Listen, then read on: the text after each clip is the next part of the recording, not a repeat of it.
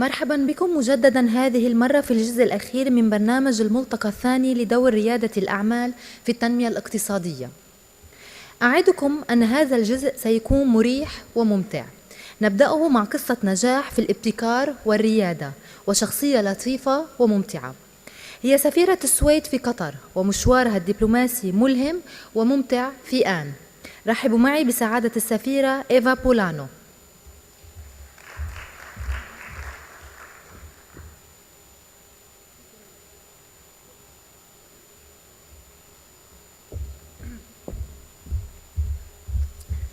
Good afternoon, ladies and gentlemen. I'm very pleased and happy and honored to be here together with you today. And I'm glad to be invited, as I think the only ambassador here in Doha, to speak about innovation and entrepreneurship and the Swedish success story.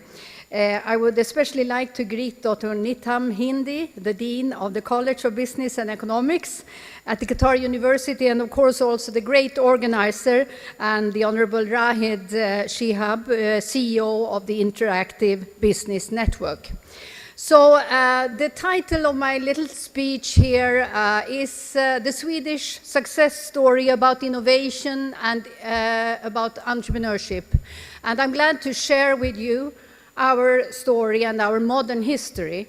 I would like also in the second little part of my speech to say and express my visions, how I think that we can work together, Sweden and Qatar, in order to make it happen between our two countries in these specific fields, innovation and entrepreneurship.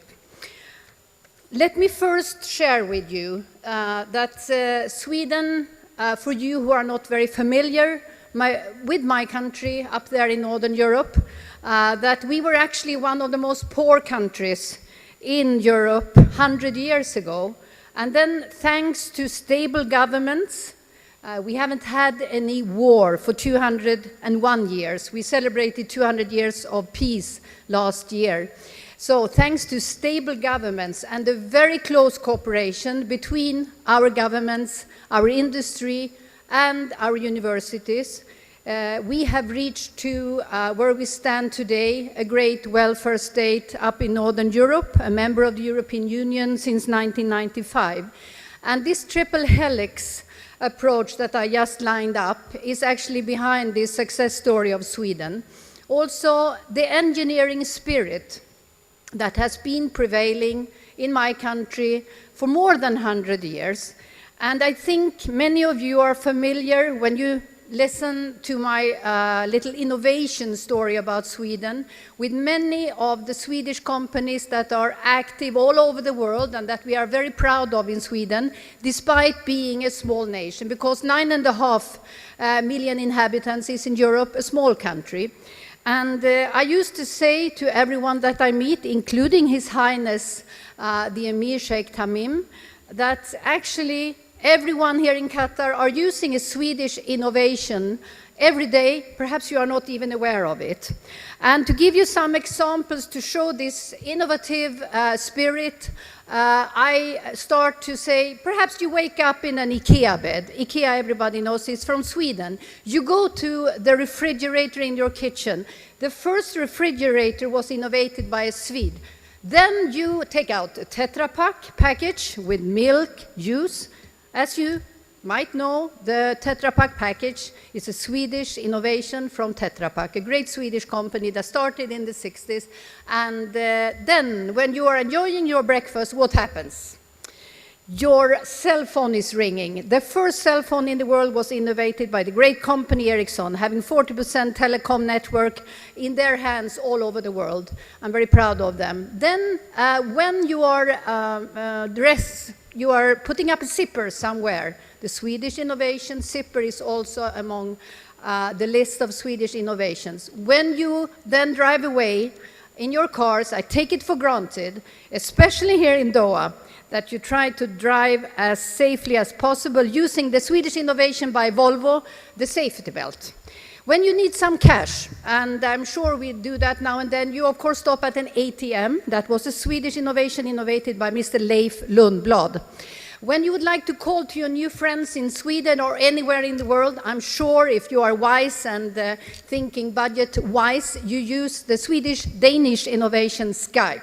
I'm very proud of that. That can keep us connected with our family and dear ones far away, and it is a fantastic innovation. Then I used to add, in order also to show that we are very innovative still, the Minecraft is a Swedish innovation. Many of you or your children are playing computer games. Minecraft is a fantastic success. Came from a very innovative young Swede, only about 20 years old. And then when you listen to your favorite music, of course you should use Spotify. Spotify also a Swedish innovation. Well, this leads me then into how we have done this. Well, the triple helix I mentioned, the R&D, the research and development in Sweden is also putting us among the leaders in the world. We are among the 3 top countries in the world, spending 3.6% of our GNP on research and development. In many of our companies, this statistics is not only 3-4%, it's much above that. And for example, a company like Saab, they spend 27% of their budget on R&D. So with this story, I have sort of a platform and an appetizer for you, dear friends here in Qatar and from all over the world who are participating in this great conference here today, in order to show you how we can then be a good example, which is the key message here today. Sweden is also innovating during the last years. The examples I just mentioned confirms that, but we have also now been ranked number 2 in the world for startups. And here we are on the entrepreneurship side of the conference key themes. Stockholm startup region, in especially ICT, is highly appreciated by young people from all over the world. And actually one vision that I have after this seminar and very, very successful conference for 2 days, that's that many of you should be able to come to Stockholm. I would really like to organize a delegation going to the Stockholm startup region and see how this creative mind in the spirits of the young people starting up companies could also be made into partnerships with Qatar young people, Qatar young entrepreneurs, or Qatar companies. And I also have another vision because of this triple helix approach that we are glad to share. I would actually like, and I'm hard working on this almost every day, that we should create together, Qatar and Sweden, an innovation R&D center, a Qatar-Swedish innovation center, with blessings from both our governments. And I feel that the government of Sweden is already really supporting this idea. And also after a lot of meetings that I've had with ministers here, including the Prime Minister and other high-level representatives, I feel that there is also a keen interest to partner up with Sweden from the government here in Doha. And with our industry from Sweden and your now important companies coming and being developed, and the great universities that you have here and we have in Sweden, we could really do it together. And I also would like to reconfirm that Swedish universities are highly ranked in the world, and Lund University is the biggest university in Scandinavia, and they started the first science and technology park, IDEON, 1983. And this could very well be a model for how we could work together with you, Dr. Indi, at the College of Business and Economics, at Qatar Foundation Education City or Qatar University. To see such a center being developed would really be a dream coming through. And I think the spirit that we have together of entrepreneurship and innovation could really then be something that could lead to important and concrete results. And the timing for this, and of course also the timing, especially for this conference here today, is of course excellent. It's something that everyone is aware of. Qatar is a rich country, the richest in the world per capita, but now we have just heard the Prime Minister and your government saying at the end of last year, and especially with this conference hosted by and under the patronage by His Excellency the Minister of Economy and Commerce, Mr. Ahmed Al-Thani, that now it's the time for the private sector to take over more and more and to start up companies and to be innovative. And what I have seen, I have actually a little startup in my embassy, because Sweden just started an embassy here in Doha. I'm very proud of that. We inaugurated our embassy on the 14th of May, and I have been here fully operational since September, and this means I've been here for half a year. And it is, in fact, a little bit of a startup process to start up an embassy. It's a small embassy, but it's very nice and very, very, very impressive to be in this country and to be seeing everything that's happening and going on, and the visions that has been presented in the Vision 2030, and also all the mega infrastructural projects that are being both planned and executed here these days is really very impressive. And Sweden would also, of course, like to have a stake in all this. And we have, for example, when I had the meeting yesterday with the Honorable Secretary General Hassan Al-Tawadi for the Supreme Committee of Delivery and Legacy, and listening to his plans, of course, Sweden, as many, many other countries, would like to be part of all this. But I think Sweden is a great partner in the 2022, because I think you have heard, but it's the first, 2022 will be the first World Cup in football that shall be carbon emission neutral. And what could be better than to partner up with Sweden? We were hosting the first United Nations conference on the environment back in Stockholm 1972, and parallel with our legislation and policies on environment that we have done now for half a century, also the technology has been developed step by step, and we are a global leader now in environmental technology. So also in this, I see a lot of possibilities for us to work together, because everything must be sustainable when the Swedish companies are around. And last but not least, I know that everybody is also talking more and more about corporate social responsibility. I would like to just to have mentioned that corporate social responsibility is also something that must be a part of every company's in Sweden strategy. So all companies that are coming here also have a strategy for their corporate social responsibility. And I think this is also very clear in the Vision 2030 of the Qatar government, that these human values lined up in Vision 2030 is actually about corporate social responsibility, and all the improvement that we are seeing in this is also impressive, and we are very glad to partner up with the Qatari government on CSR in our innovation and entrepreneurship strategy for Qatar. Last but not least, I mentioned about my new embassy here. But today I got a WhatsApp message from His Excellency Hamad Al Khalifa, the first ambassador of the government of Qatar to Sweden. He arrived today, and this leads me immediately into the plan that I mentioned earlier here. We should really have a delegation going from Doha to Stockholm to study the startup region, to have meetings with the government about all these values and the projects that I have now mentioned. And I think with me here in Doha and with His Excellency Ambassador Hamad Al Khalifa in Stockholm, together with you dear partners here in Doha, we can really do it together. So welcome to Sweden and to do innovation and entrepreneurship together with us. Thank you very much. Shukran.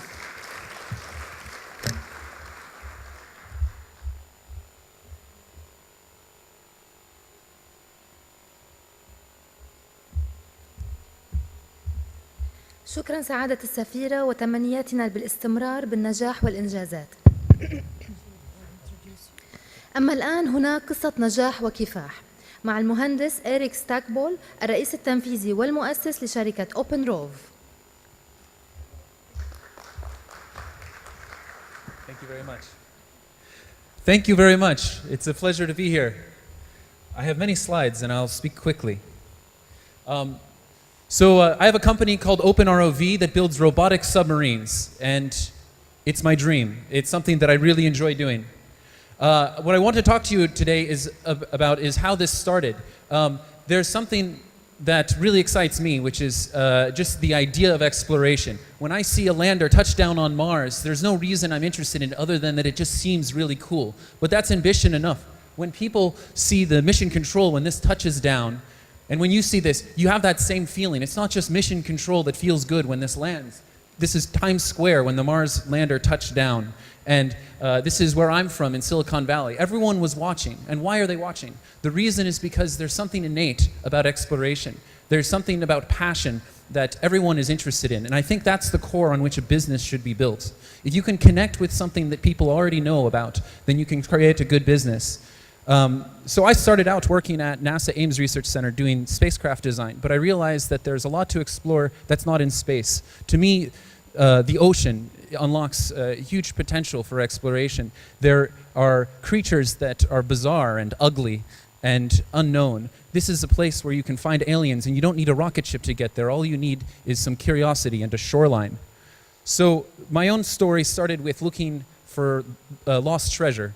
There was a gold rush in California. People were trying to mine gold, and it turns out that there's a story of a robbery where these people stole the gold and hid it in an underwater cave. And so how my company started is I wanted to explore this cave. I wanted to build a robot that could go and dive down into the water and find the stolen gold at the bottom of the cave and retrieve it so I could, buy a Ferrari. But it's not as easy as that. You really need a lot of help. And we started a community to get this started. If I had been trying to do it on my own, it wouldn't have worked. And I think that that's another important aspect for business. If you want to create something great, you have to find people who will do it with you.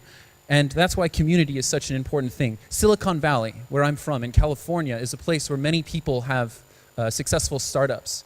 It's no accident that they're all clustered together, because when you have a lot of crazy people together who have the same sort of craziness, who want to build crazy things, a lot of important things can come from that. This is a rocket ship someone built. It doesn't fly, they just wanted a rocket ship, so they built it in their backyard. You can build things like cupcakes that drive around. All of this seems a little bit silly, but the point is that people are doing things that they're interested in, not because it seems like a good business idea, but because it's something they're passionate about. Passion is what drives amazing things. This is a nuclear fusion reactor that someone built in their garage. It fuses helium into hydrogen into helium, and they built it in their garage. Passion is what drives ambition. So the garage is an amazing place to start a business. It's no accident that garages have been where some of the greatest companies in the world have started. It's not a laboratory, it's not an institution, but it's a place where you're doing it for fun, where you're getting together with friends. This garage in Silicon Valley is the garage in which Google started. There's one more. This is a shed in Silicon Valley, and it's the beginning of Hewlett-Packard. I'll do one more. Mark Zuckerberg moved to Silicon Valley after starting Facebook and made it grow at this garage, really close to these others. And one others. Can anyone guess where this is from? What started in this garage? Apple. So it's not a coincidence that they all started in garages, and it's not a coincidence that all of them are within a 25-kilometer diameter circle. All of these are in the same area. In fact, the Silicon Valley is where the greatest number of high-tech companies are. And that is fueling more high-tech companies to start. When you have a lot of interested, passionate people working together, great things can be created. There's a thing in California that's very popular, and I don't know if you've heard of it here. It's called a hackathon. A hackathon is where people get together and they share their ideas and they work on a project together. This is one, probably this photo is taken at like 2 in the morning, and people are working on developing software together. When people collaborate, great things can happen. People can collaborate on electronics as well. The idea is that you're sharing what you're interested in with others. You're finding other people who are passionate about the same thing. One other thing I wanted to talk about, which has been instrumental to our success, is the resources we have available to us. We may take it for granted, but the internet has actually allowed us to do some really remarkable things. First of all, there's websites that I can buy parts from. In the United States, there's a website called McMaster-Car. It's like a hardware store, but it has every part you could ever imagine. And all I have to do is go online, click on the parts I need, and they'll be shipped to me within 2 days. Without that resource, I would not have been able to start OpenROV. There's a company called SparkFun, which is kind of like McMaster-Car, but for electronics. Any piece of electronics I want, any circuit board that I need, I can go there. And without SparkFun, I wouldn't have been able to create OpenROV. Even Amazon.com, now that we've become a business, we have to order all of our supplies, and it's not practical to go shopping in a store for all of those. We just click, and the things are there within 2 days. And finally, probably something that we owe most of our success to is a website called Kickstarter.com. By show of hands, how many of you guys have heard of Kickstarter? I think the majority of the people here have. It's a crowdfunding website where people can say that they have a project they're interested in doing, and people donate money, and if enough money is raised, then the project can happen. So we launched our project on Kickstarter. We wanted to raise $20,000 over the course of 30 days in order to fund the development of our robotic submarine. There's one last resource, which is also a huge contributor to us being successful, and that was a place called Tech Shop. Tech Shop is kind of like a gym where you pay a subscription, but instead of getting access to exercise equipment, you get access to tools like milling machines or silk screens for making T-shirts. This is a huge shop that everyone in the community has access to, and with access to this, you can do things you wouldn't be able to. Otherwise, I could not personally afford a laser cutter or a milling machine, but by having access to Tech Shop, I was able to make my prototypes right away. You have to have access to the resources, even if you can't afford them individually. So using a laser cutter and some other tools at Tech Shop, we were able to put together a design for this robotic submarine. And eventually, we were able to go explore that underwater cave that was rumored to have the gold in it. We put the ROV in the water, and we started to deploy it and go down deeper and deeper into this cave. You may be wondering whether we found the gold. No. Well, we didn't find the gold, but we also didn't find the end of the cave. For technical reasons, the ROV's video feed cut out before we got there deep. But the treasure we got was much more valuable than the gold. It was attention. And attention, I think, is one of the greatest currencies of this era. It's more valuable than money, in my opinion. The New York Times picked up the story, and overnight we became a sensation. All of the Associated Press people started contacting us, and with that we were able to tell people about the project we're doing on Kickstarter. We said that we would sell a kit. If you donate over a certain amount of money, then once we develop it, we will ship you one of these kits. As you recall, our goal was to raise $20,000 in 30 days.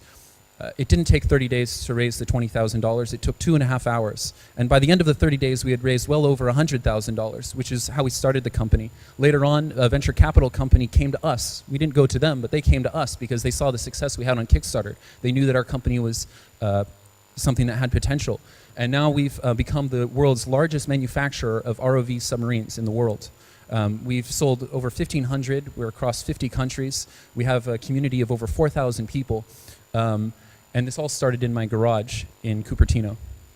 So the modern ROV is very small. It weighs about 2.6 kilograms. It costs under $1,000 and can be transported in a backpack. You plug it into your laptop computer, and using a gamepad controller like playing a video game, you can fly it underwater.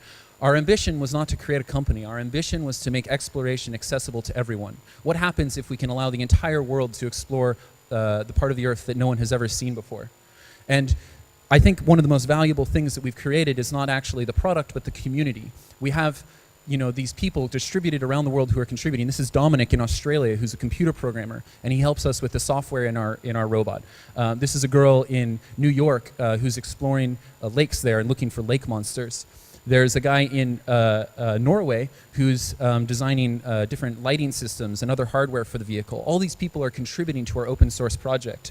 And finally, there's Brian, who's also a software programmer. He's someone who is in our community, but he was really good at what he did. He was really passionate, and so we hired him. So now he works at OpenROV. Your community is a great place to hire people. And we're having the time of our lives. Several times a month, we'll go out with the ROVs and explore places we've never seen before. The imagination that we have for what may happen in the future with the vehicles is what drives us forward. We have ideas of making the ROVs internet controlled, so we could have an ROV in Barbados and you could control it from Qatar. if you can have internet control, you can allow people to come along with you as you go on an expedition. This is something that we're driving. It's not what we would, if we never had to make money for a living, we would be doing this anyway. And I think that's where our success comes from. And ROVs have been everywhere around the world. This is a picture of an ROV flying under the ice in Antarctica. It took these photos from a place that you would never be able to see as a person, below the ice in Antarctica. And we learned a lot from that trip. One thing we learned is that penguins love robots. So finally, I want to just talk about that last bit, which is the same thing as how I started. You have to be driven by your imagination, by your vision for what the future could be.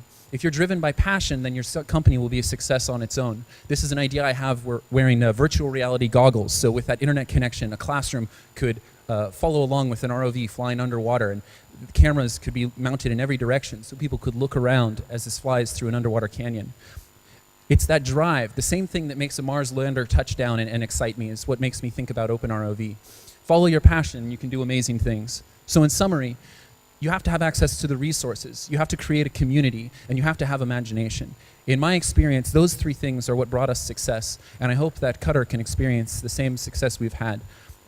If you follow these three things, the possibilities are endless. So with that, thank you very much.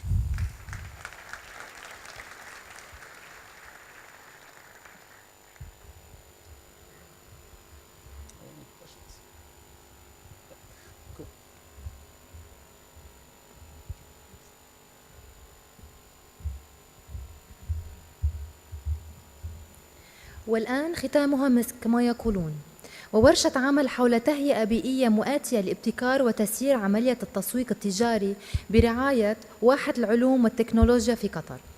يمثلها السيد محمد زبيان مدير الابتكار، والسيد بونتس آل مدير ريادة الأعمال.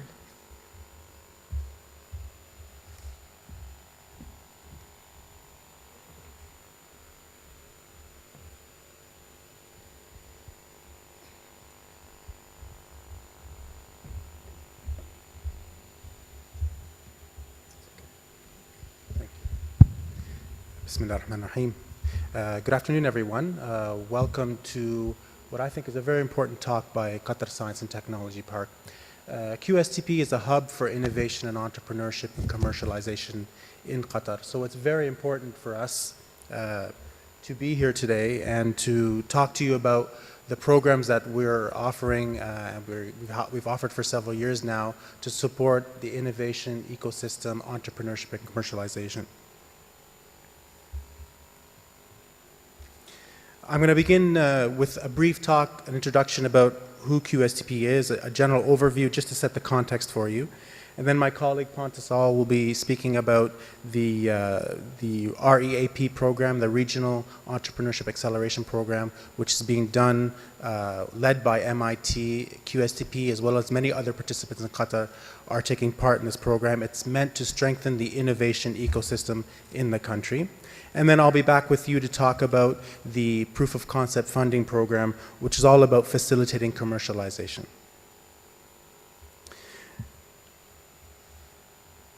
QSTP is a member of Qatar Foundation, and as many of you know, QF was formed in 1995 by His Highness, the Father Amir, and as well as been chaired by Her Highness.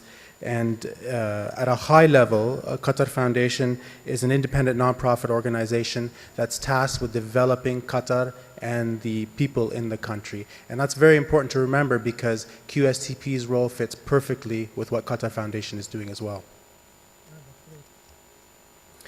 If anyone has had the opportunity, and we hope if you haven't that you come to QSTP, we're a member of Qatar Foundation in Education City, and that's important because we are part of a cluster of universities, research institutions. We have many universities there. We work with those universities, those researchers, with various research institutes, with Sidra Medical Corporation. So we're part of that cluster, and that physical proximity is important because it's an enabler of innovation and entrepreneurship. But beyond Education City, of course, we have relationships with other research institutes, with other entities and institutions in Qatar and beyond Qatar as well. Our commitment to our vision and the vision of Qatar Foundation is to be recognized, QSTP to be recognized as the international hub for applied research, innovation, and entrepreneurship. We are, of course, prioritizing building the capacity, the knowledge capacity, innovation capacity in Qatar, but we're looking beyond Qatar because there's a whole world out there where there's opportunity, and we want to be a part of that.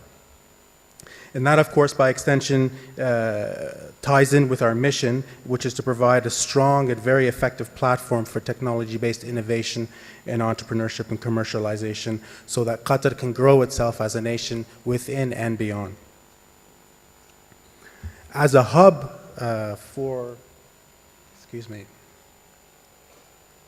As a hub for innovation and entrepreneurship, we work closely together with many stakeholders. QSTP does not claim to do this all alone. Part of being an actor in the innovation system is that we're interacting with many key stakeholders. For example, we work closely with universities by taking their research beyond the research phase and into commercialization.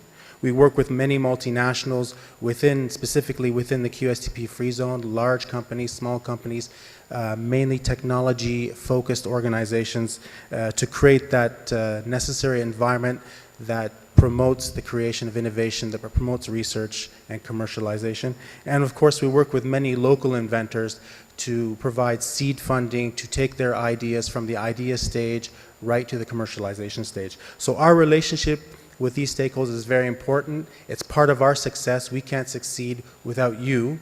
And I would say by extension, everyone in this audience is also a member of our stakeholder community. Just to take a brief moment, if we want to look at Qatar Foundation and QF's R&D community, the research and development community, there are three main roles that take place in QF's R&D community. The first, of course, is the enabler of the research, the funding agency, and this happens to be Qatar National Research Fund, which provides funding to various research institutes to conduct the research. The second, of course, is the research institute, the researcher themselves that actually conducts the research. And then finally, at the last step, we have QSTP, which is the facilitator of the research, taking it beyond the lab stage and into the real world.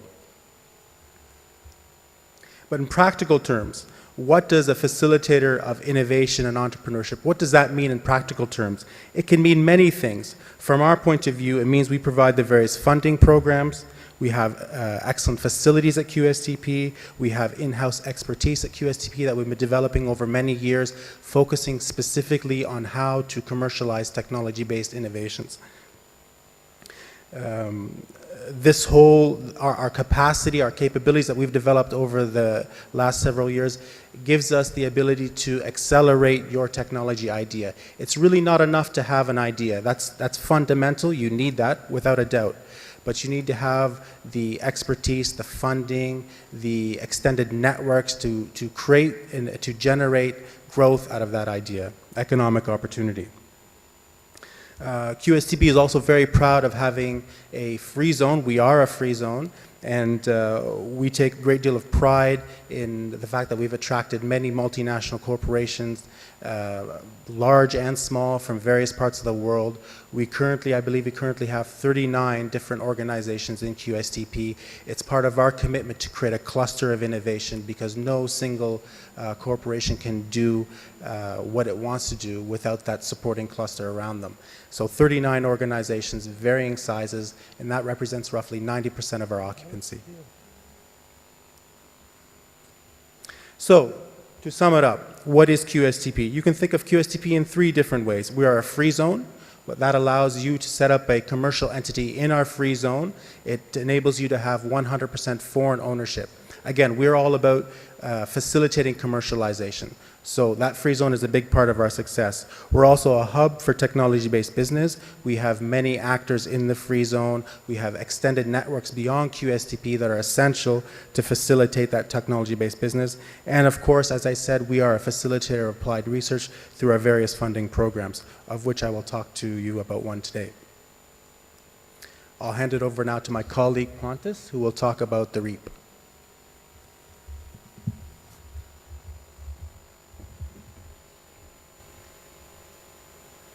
Good evening, ladies and gentlemen. My name is Pontus Al. I work as Entrepreneurship Manager for Qatar Sales Technology Park, and I'm delighted to be here today to talk about an interesting program which we are part of called REAP. REAP has a very ambitious name, and it's also a very ambitious program. It stands for Real Entrepreneurship Acceleration Program. It is hosted by MIT in Boston, and is based on their extensive research and experience in entrepreneurship. And it's a program which has 9 or 8 different participants, different regions of the world that are all interested together to think about the different challenges within their own ecosystem. It is the second year it's run, and we are happy to be part of it, as well as along with Singapore, Seoul, Moscow, Morocco, Valencia, Puerto Rico, and London. And all of them have their own reasons why they're here. London, for instance, are a known hotspot for startups, but they're struggling in growing those to large corporations, for instance. So what is REAP and how does it work? Well, the program consists, I would say, of 2 main pillars. The first pillar would be a fairly well-structured team, the REAP team, which consists of different organizations representing different stakeholders in the ecosystem. We have entrepreneurs on board, we have financing from Qatar Development Bank, we have larger corporations as a REDO, we have governments, Qatar Science and Technology Park, as we represent, Qatar University, Qatar Business Incubation Center as well. So it consists of different organizations who all share their interest that they want to improve the ecosystem. So that's part of it. It's part of it finding a nice, well-composed team. And the second part is that we're using a framework which our good friends at MIT is helping us with, which we can see a small picture actually showing or try to illustrate at the bottom of the slide. It's related towards identifying and understanding the innovation capacity as well as the entrepreneurship capacity in the region, to look at the linkages and think about the clusters that should actually can propel the economic growth within those two. It's a fairly, I would say, common sense kind of framework talking about innovation capacity and economic capacity. And these are especially important for the innovation-based entrepreneurship rather than for SMEs. So let's look upon what exemplifies strong innovation capacity. What does that mean? That means a lot of scientific research. That means a lot of publications, high-impact publications, patents, things coming from universities mainly, central R&D, medical centers, and so on and so forth.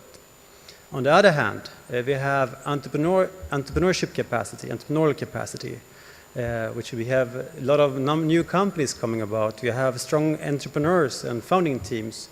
We have later stage financing. Those kind of things represents a good, strong entrepreneurship capacity. And we're saying that these 2 things have to be matched in order to maximize the opportunity for innovation-based entrepreneurship.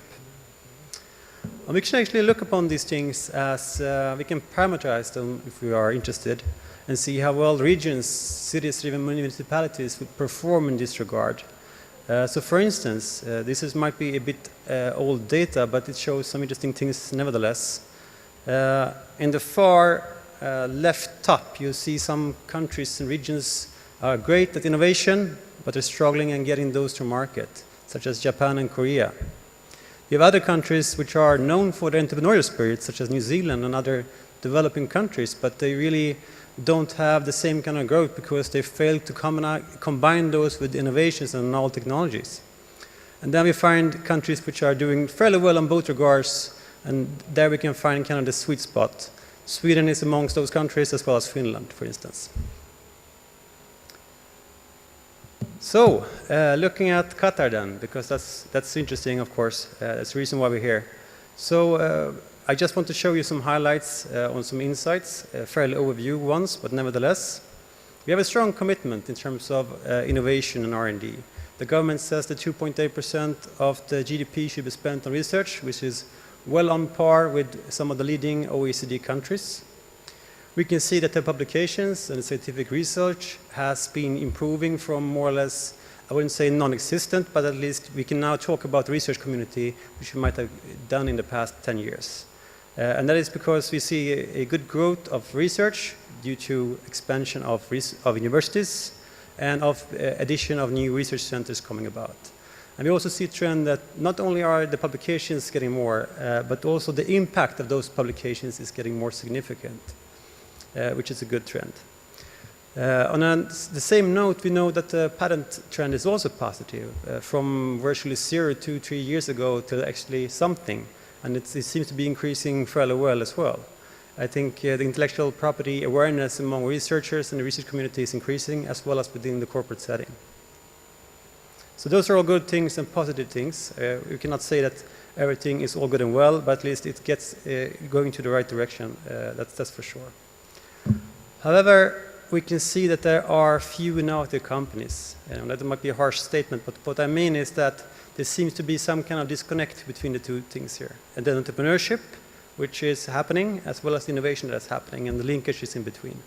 We know that over 3,000 companies created, I think, 2012. I hope there was more last year and even more 2014. But nevertheless, majority of those are focused within construction and retail. So there's a huge opportunity, really, that we could have. So it's an opportunity and a challenge for all of us in the ecosystem to really create that kind of linkages between the innovation and entrepreneurial spirit, which is high. This is also in the top, bottom point there is an old survey, but it also shows that there is a high entrepreneurial ambition and spirit in Qatar. Well, over 1/3 of all young Qataris intended to start a company within 12 months. And that is, I would say, very impressive in that regard. Our good friends at MIT does make a claim, though, that going forward, growth is a combination of quantity versus quality, and quality is more important. And the reason for that is statistics. So in these fields, a few select companies will represent the majority of the growth. This is something that, of course, the venture capital industry knows well. But this is true to some regard, that we have a quality thing to also consider. What do we mean by quality? That's a fairly vague term, but there are some generic markers of a quality as well. In terms of name, you could probably know that Tom's Baker will not really perform as well as something with technology, for instance. But also a matter of other markers are patents, the trademarks they produce, as well as in what industry they're operating in, which is fairly interesting. It seems like different regions have different advantages and within different industries. So it's time also to discuss the importance of being in the right industry in terms of quality. So we're talking about probability of success, really. That's what it's all about. And if you're going to start a company, for instance, in Qatar, it makes much more sense to create that company within known and stable, larger clusters. That would be, in this case, the energy cluster, the extended oil and gas, petrochemical cluster, on the other hand, as well as construction with all the mega projects coming about. Your chances of success are much higher, and that is what the MIT framework says. Focus. If you want to have meaningful impact on the ecosystem and want to improve it, you should focus. Which leads us to our current work in the REAP team. So it's a 2-year engagement actually with REAP, and we're just halfway, so we're not really done yet, and hopefully we will end up with more tangible things than a nice report. So what we do have is more or less saying that the regional identity and the comparative advantage of Qatar is important because the chances of success within these areas will be much higher. And this is something we are looking at to explore further. So we're in more or less still in an investigation phase. We are talking to different stakeholders, receiving feedback before we jump to conclusion and try to see what kind of initiatives and programs we might launch or might pursue. So to sum up, there seems to be a disconnect between innovation and entrepreneurship. The linkages, represent an opportunity to improve and strengthen, and focus is the key going forward. And 2 industries, I would say, represent especially good opportunities for innovation-based entrepreneurship within energy and construction. And we really aim to further our understanding within these 2 areas, especially within oil, gas, petrochemicals, and the wider energy, to see what actually can be done in terms of improvement. So I have great hopes for this project. I hope it will become something tangible, that I have something good to report to you in 1 year from now, and it doesn't become a report. So that's what REAP is. I'm now handing over to my good friend and colleague Mohammad Zebian to talk more about new programs to further our commercialization support at QSTP.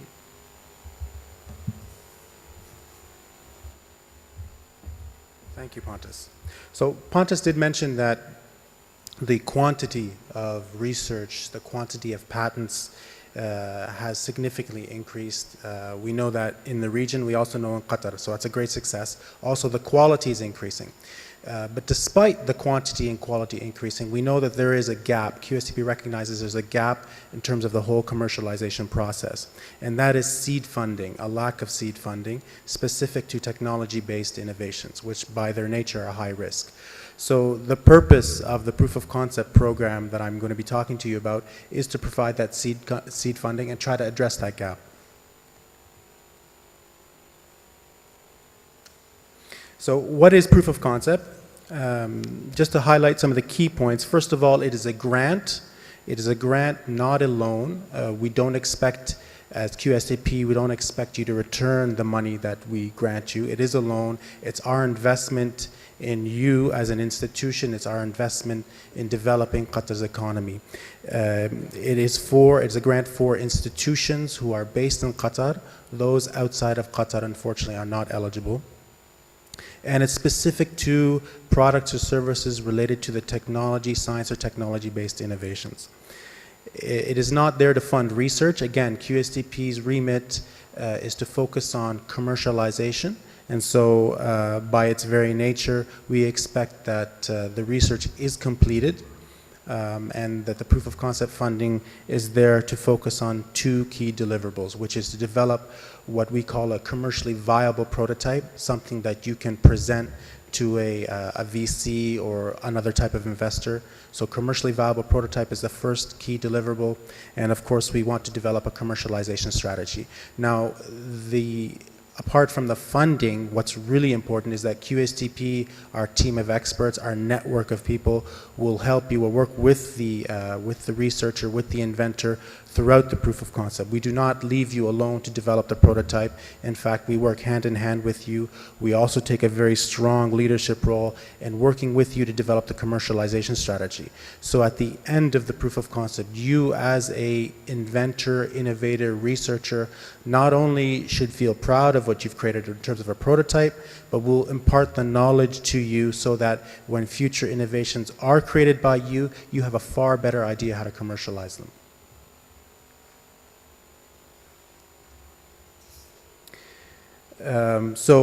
We get asked this question a lot for proof of concept. What is the funding amount?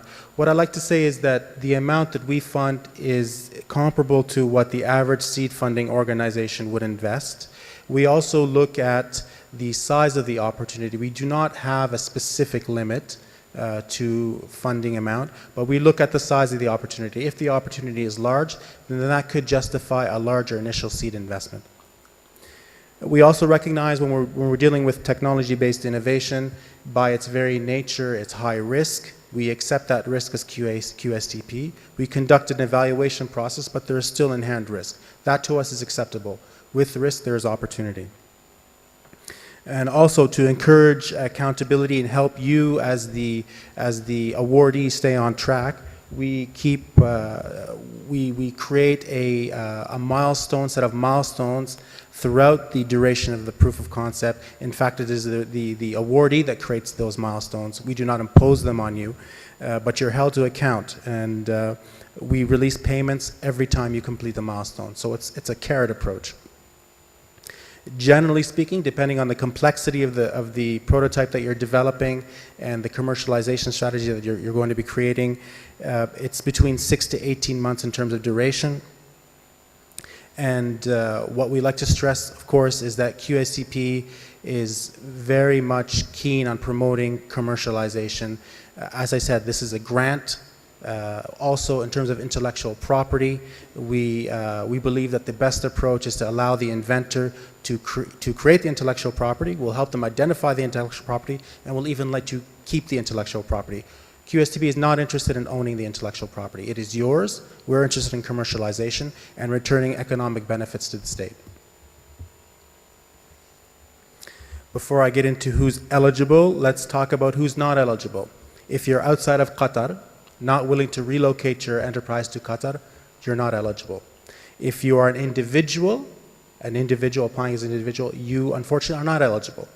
But there are many people who are eligible. If you are an SME, a small, medium-sized enterprise in Qatar, certainly you are eligible. If you are a university or other related institution in Qatar, like Qatar University, Education City Universities, Hamad Medical Corporation, other types of institutions in Qatar, you are eligible. All that we require is that you apply as a group of individuals or an individual on behalf of your institution, and that meets the eligibility criteria. If you are an international SME willing to relocate to Qatar, you are also eligible. Having said that though, we tend to focus more on the existing talent and the institutions within the country as our first priority. As we receive applications for proof of concept, we've received many applications, and part of our discussion today is to help generate interest. And we want to make sure that we have a very streamlined process for proof of concept. And I've given you a simplified diagram. First of all, what happens is that you as the applicant will submit your application to QSTP. We will take some time to do an initial screening, which is very brief. Did the individual complete all the questions in the application form? Is there anything missing? The reason we do that is we want to make sure that you submit the strongest application possible. And we'll help you if you have questions about what you need to put in this particular, how you need to answer this question. We will help you as much as we can. Assuming it's past the screening process, we begin the evaluation. And we have not only people in QSTP that conduct the evaluation, we also rely on our networks beyond QSTP, experts in the field. We look at the technology itself. Is it novel? We look at competing solutions. Do you offer something of value? We look at the market, the industry dynamics, and of course we wrap that up and determine whether it does have commercial potential or not. I also want to stress, and it's really important to stress, that the entire process is confidential. We do not disclose any information about your invention to anyone. We respect your confidentiality, and that's top priority for us. We also have a fair and transparent system. And to close with that, I want to say that we are interested in helping you submit a very strong application. We encourage it, and we're here to help at any time that you need. In terms of relevant documentation, all the documentation is online. If you go to the QSTP website, qstp.org.qa, you'll need to download the application itself, and then we also have the eligibility criteria if you're interested in reading that to determine and verify that you are eligible. So that is an overview of our presentation today. I wanted to make sure that we left enough time for questions, and thank you very much.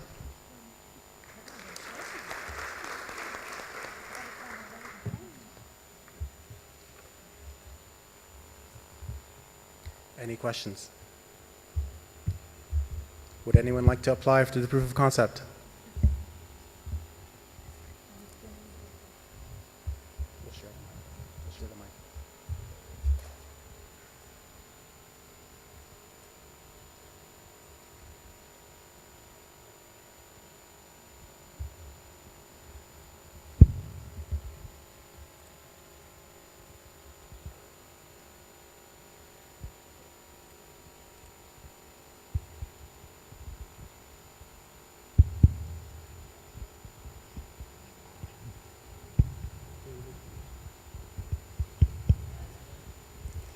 Hi, my name is Salam Al-Siabi. I am from Sultanate of Oman. I am an entrepreneur and the winner of the GCC entrepreneur sector for His Majesty Sultan Qaboos Prize in Sultanate of Oman. I want to ask you, when you talk about the free zone, I am in line of field of environmental, of waste management, And I have a good chance as I visit Qatar. This is the third time to visit the Qatar, and there is a chance with ministry to work. Are you able to get a place in the free zone? And what about the funding of the sorting machine, because it is a costly machines? Thank you. Thank you, and congratulations. So your first question was, can you get into the free zone? What was the second question? And about the funding. Funding. Yeah. All right. Well, the free zone currently right now is operating at 90% capacity. There's still 10% there. It's highly competitive to get in, but we encourage you to get in. We encourage you to apply. We have an open application process. So you are eligible to come to the free zone. What we require, and I'm not the free zone expert, but I do know that as a member of the QSTP free zone, as a tenant of the QSTP free zone, we require you to do research. It's not simply to conduct business. So research and develop is an important part of the free zone, of your free zone time. And the other part, of course, is you can conduct some business, but I believe it's over 60% roughly of the work that you conduct in the free zone must be related to research and development. But I am in the waste, and always for the waste managing and this thing, free zone they are conducting to the Basel Convenience. It is in international, and Qatar, it is the third country who signed Basel Convenience in the world. So we have to consider these things. Yeah, I mean, I would say I'd like to introduce you to our free zone director. I'll get you his contact information because I think I'd rather have him talk to you directly and specifically address whatever concerns you have. But I hope I'm not misdirecting you. But I think that's the best approach. I will let you. I'll give you his contact information. But as I said, we're open. QSTP Free Zone is open for tenancy. We would like you to be a science or technology-based entity. We'd like you to conduct research and development. You're entitled to conduct, some of your activities are entitled to be business-related to generate revenue. Those are the key elements that you should take away.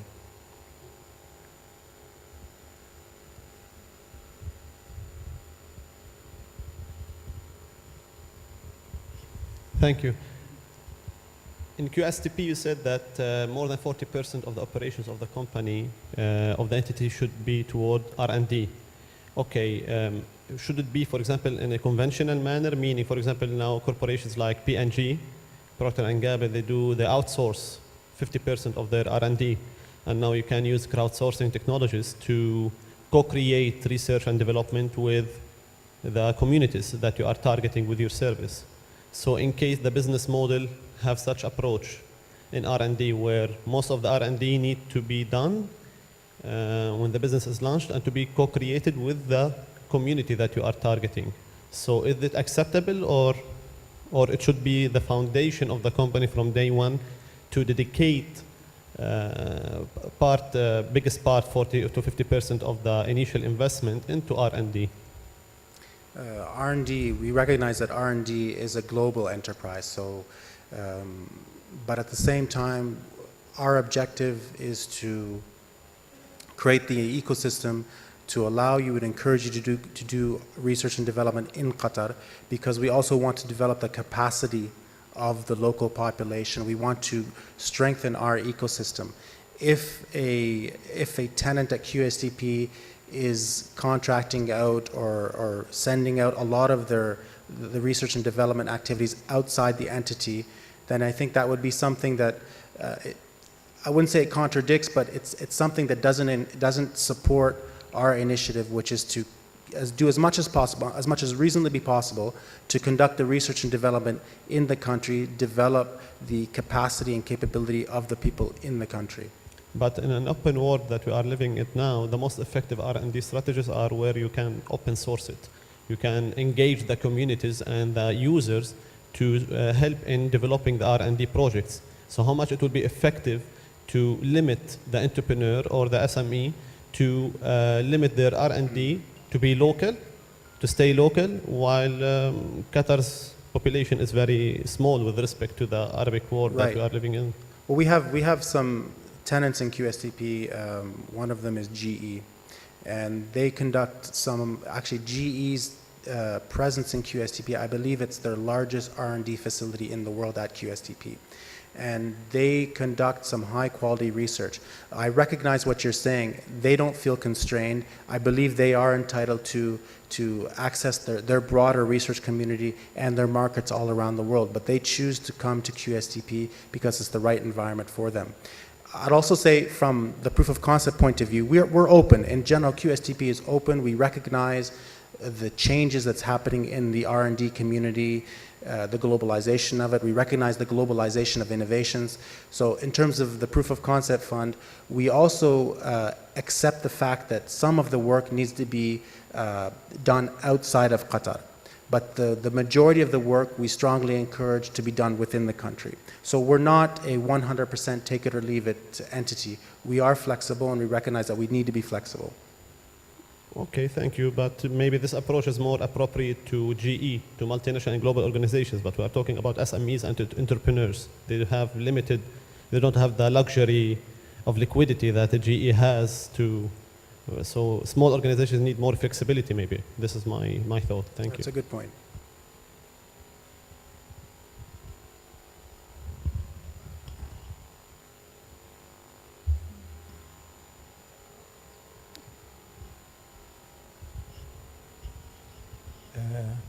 Good afternoon.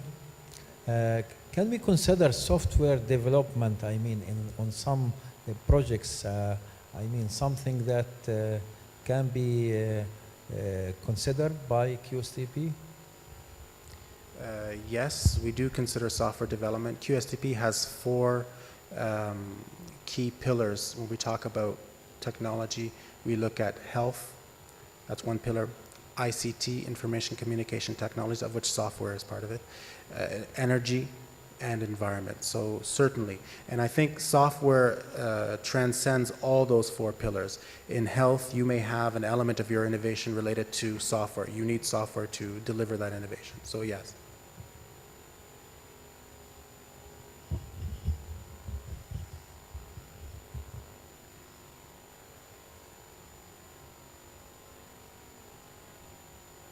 If no other questions, thank you very much.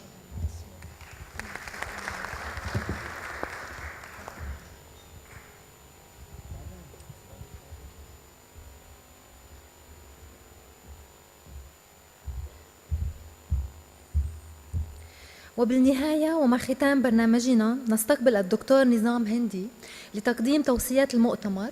تفضل دكتور.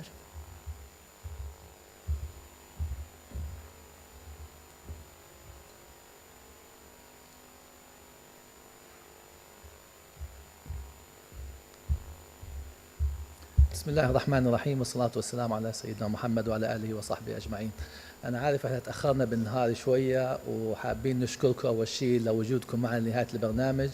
بخلال اليومين الماضيات امبارح واليوم كان في عندنا فريق بيشتغل على توصيات المؤتمر، وحتلاحظوا إنه التوصيات يعني جاي من عدة جلسات من أول جلسة لنهاية جلسة، فهم تقدموا ب 14 توصية، واللي بحب ياخذ إذا في translation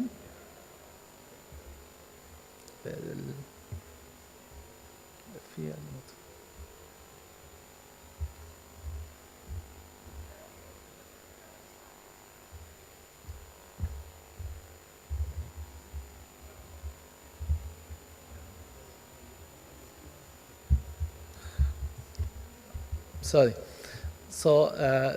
قدموا ب 14 توصية.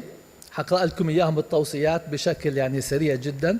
هدول التوصيات كلها اجت من خلال الجلسات تاعت المؤتمر باليومين الماضيات.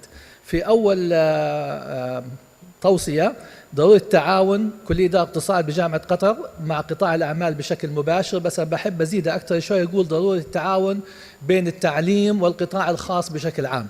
لازم يكون في هناك شيء من المباشرة بين النظرية والعملية، فهاي هي الهدف منها أنه يكون في حلقة وصل بين قطاع الأعمال والتعليم بشكل عام. التوصية الثانية على المستثمر الأجنبي في قطر أن يساهم بشكل ملموس في جدول الأعمال الوطني مستعينا بقدراته الدولية لتطوير القطاع الخاص وتحقيق التنوع في الاقتصاد القطري. يعني عندنا عدة شركات أجنبية وعدة ناس عندهم ثقافات بريادة الأعمال من عشرات السنين، هدول متوقع منهم أن يحاولوا يثروا الاقتصاد الوطني بالتنوع بمحاولتهم بجلب هذه الخبرات إلى دولة قطر. التوصية الثالثة تأهيل أكبر عدد من الشباب القطري ليصبحوا رجال أعمال وتزويدهم بالأساسيات والمعرفة والموارد اللازمة لتأسيس أعمالهم الخاصة، والحرص على ضرورة وجود الشغف تجاه الأعمال والقدرة على تحمل المخاطر وتقبل الفشل للوصول إلى النجاح. عادة دائما بيقولوا زي ما حكى أكثر من متحدث عنا أنه في دائما عدة محاولات فاشلة قبل ما تكون محاولة ناجحة، فلازم نحاول نخلق هذا الثقافة الموجودة. التوصية الرابعة الاستثمار في الكفاءات البشرية وتطوير المهارات وبناء شراكات حول العالم وتبادل الخبرات والأفكار. التوصية الخامسة تقديم الدعم المالي من قبل المصارف لتحويل الأفكار المبتكرة إلى مشاريع منتجة. يعني سمعنا حتى الأخت أمال مناعي بتقول حتى الواحد بيروح يطلب قرض بحاولوا يأخذوا من الشركات والمؤسسات يكونوا كفيل للشخص عشان يأخذ القرض، وهذا الكلام ما حيضل مستمر لفترة ونضلنا نحاول ننجح ريادة الأعمال.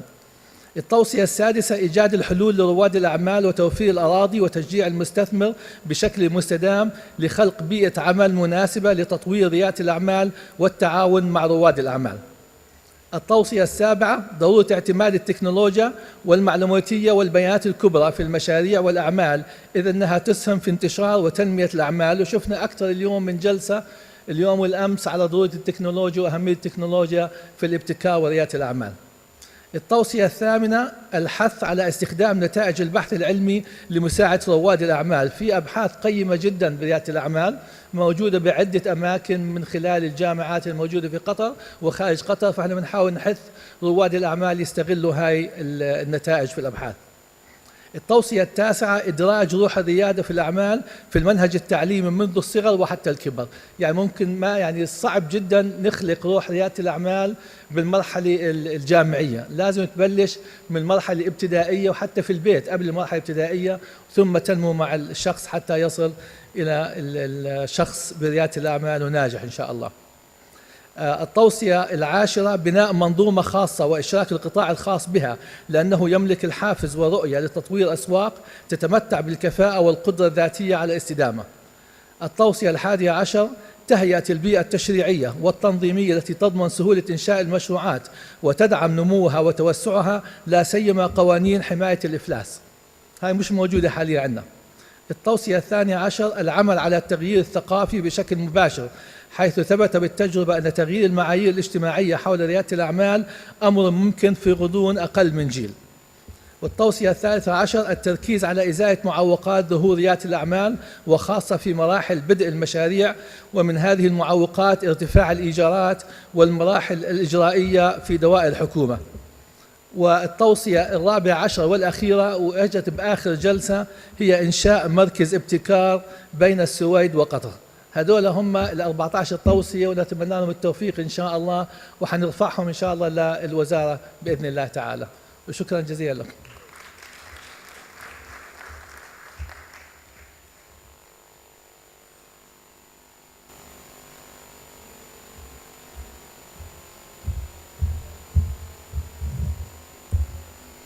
وصلنا إلى نهاية برنامج الملتقى الثاني لدور ريادة الأعمال في التنمية الاقتصادية. وبالأصالة عن نفسي وعن شركة Interactive Business Network أشكر لكم حضوركم، وأتمنى أن تكونوا قد استفدتم من مجموعة المواضيع التي طرحناها عليكم، وأن تكونوا قد تواصلتم مع ضيوفنا الخبراء والمتحدثين وتعلمتم من تجاربهم واستمتعتم إلى نصائحهم، بما سيساعدكم في تحويل أفكاركم المبتكرة إلى وقائع اقتصادية وعملية ملموسة تسهم في بناء اقتصاد متين ومستدام.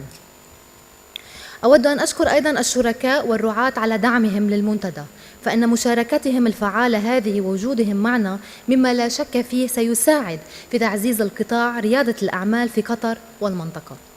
فبهذه الروح الريادية والزخم الفكري نستودعكم، ونتمنى لكم في محافلنا الأخرى وملتقانا القادم بإذن الله. وأن نقرأ ونسمع عن إنجازاتكم دائما. شكرا وإلى اللقاء.